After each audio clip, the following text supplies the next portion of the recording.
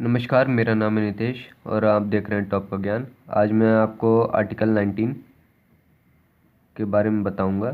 तो आइए देखते हैं आर्टिकल 19 क्या है। इसमें बात होती है 6 अधिकारों की रक्षा।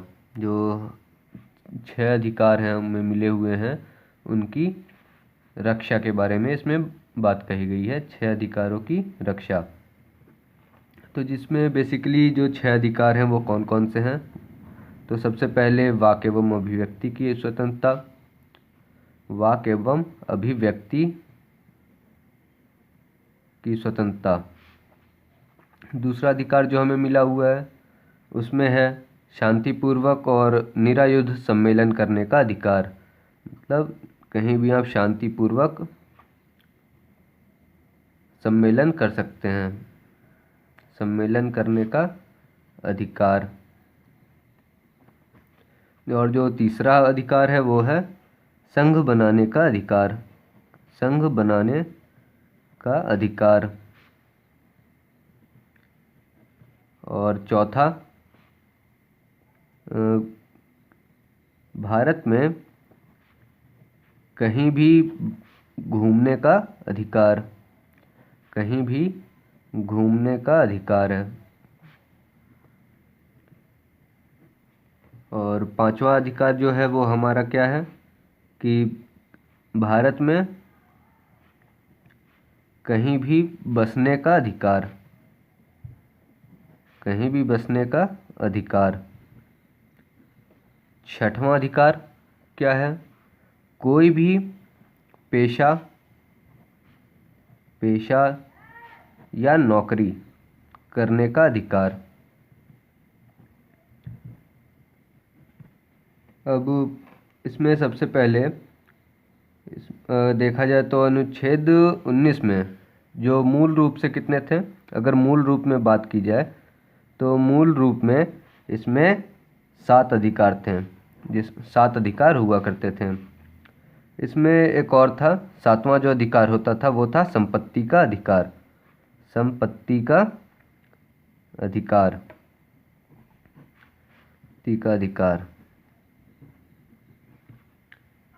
इसको क्या किया गया कि जो सातवां अधिकार था उसको 1978 में 44th कॉन्स्टिट्यूशनल अमेंडमेंट में हटा दिया गया, में ये कैंसिल हो गया।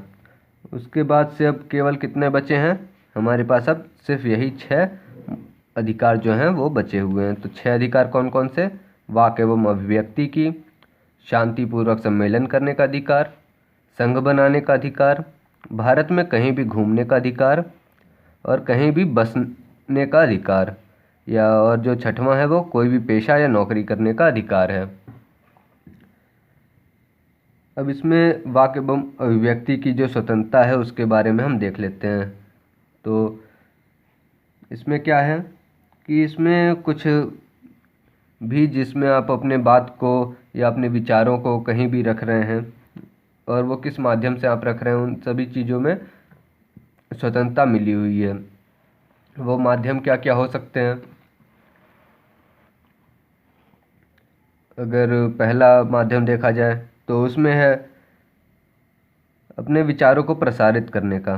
विचार जो हैं, विचारों को प्रसारित कर सकते हैं।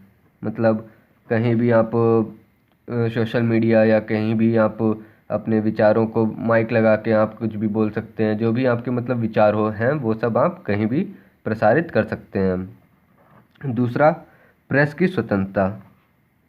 जो प्रेस होगा वो स्वतंत्र होगा, उस पर कोई भी बाधा नहीं डाला जा सकता है। तीसरा, व्यावसायिक विज्ञापन की स्वतंत्रता। व्यावसायिक विज्ञापन की स्वतंत्रता।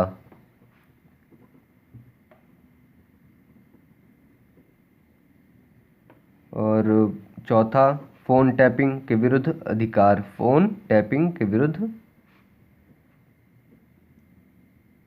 अधिकार।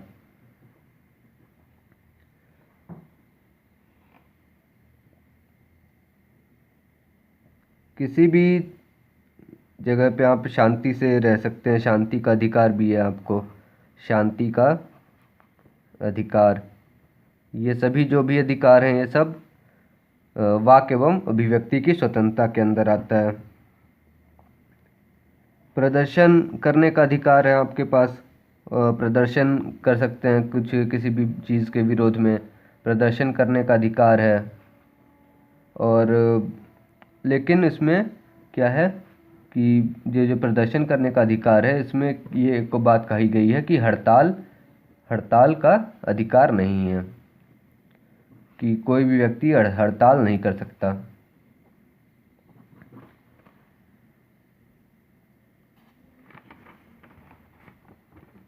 दूसरा जो है शांतिपूर्वक सम्मेलन करने का अधिकार। तो शांतिपूर्वक सम्मेलन करने के अधिकार में क्या कहा गया है कि आप जो है वो किसी भी जगह पे जो कि सार्वजनिक जगह है वहाँ पे आप बिना हथियार के शांतिपूर्वक तरीके से आप संगठन या सम्मेलन कर सकते हैं, शांतिपूर्वक तरीके से संगठन या सम्मेलन कर सकते हैं। इसमें कभी कभी आपको बैन कर दिया जाता है कि हाँ आप मतलब किसी भी जगह पे आप सम्मेलन नहीं कर सकते। ऐसी कौन कौन सी स्थिति आती है? जब धारा 144 लागू होता है तो उस समय इस जो मौलिक अधिकार है हमारा, जिसमें हमें शांतिपूर्वक सम्मेलन करने का अधिकार दिया गया है आर्टिकल 19 के तहत, उसको निलंबित कर दिया जाता है। कब किया जाता है? धारा 144, जिसको आचार संहिता के नाम से भी आप लोग जानते होंगे। तीसरा जो पॉइंट था हमारा वो था संघ बनाने का अधिकार। आप कोई भी संघ बना सकते हैं, कोई भी संघ बना सकते हैं या राजनीतिक पार्टी बना सकते हैं, पार्टी क्लब बना सकते हैं। और इसी तरह के जितने भी आपके उसको क्या संघ जो है उनको आप तैयार कर सकते हैं, या कोई भी 5-6 लोग मिल करके किसी भी चीज़ के लिए मोर्चा बना सकते हैं।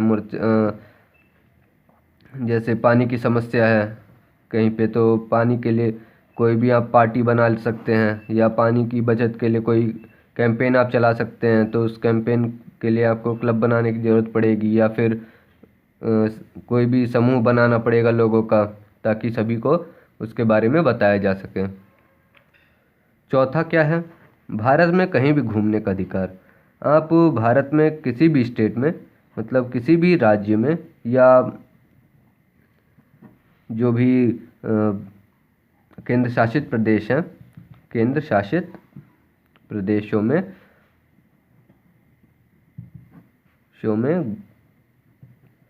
घूम फिर सकते हैं। और जो पांचवा है वो कहता है कि भारत में कहीं भी बसने का अधिकार है, मतलब किसी भी राज्य में या केंद्र शासित प्रदेश में आप रह सकते हैं, घर वगैरह बनवा करके आप वहाँ पे रह सकते हैं।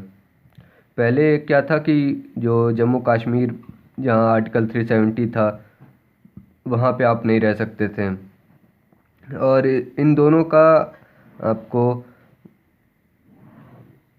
एक एक्सेप्शन केस मिलता है जहाँ पे जो गवर्नमेंट है वो आपको बैन करती है रहने और घूमने फिरने से। वो जगह कौन सी हैं? जैसे कि जो हमारे वो अनुसूचित जनजाति क्षेत्र हैं, या जो भी आदिवासी क्षेत्र हैं वहाँ पे जाने से मना करती है। जो भी आदिवासी क्षेत्र जनजाति क्षेत्र, इन जगहों पर जाने के लिए बैन है, या बिना परमिशन के नहीं जा सकते। इनके यहाँ पे जाने के लिए परमिशन की ज़रूरत होती है। और जो हमारा छठवां है वो है कोई भी पेशा या नौकरी करने का अधिकार। मतलब आप अपनी इच्छा के अनुसार कोई भी आप काम अपना सकते हैं। आप चाहे बिजनेस कर सकते हैं या टीचर बन सकते हैं, या मतलब आपकी जो भी योग्यता हो। यहाँ पे एक एक्सेप्शन ये आता है, एक्सेप्शन कि योग्यता कहीं कहीं पे निर्धारण कर दी गई है, योग्यता निर्धारित होती है, निर्धारित है। तो इसकी वजह से आपको अगर आप योग्य हैं तो आप कोई भी पेशा अपना सकते हैं। Thank you, please share and like the video.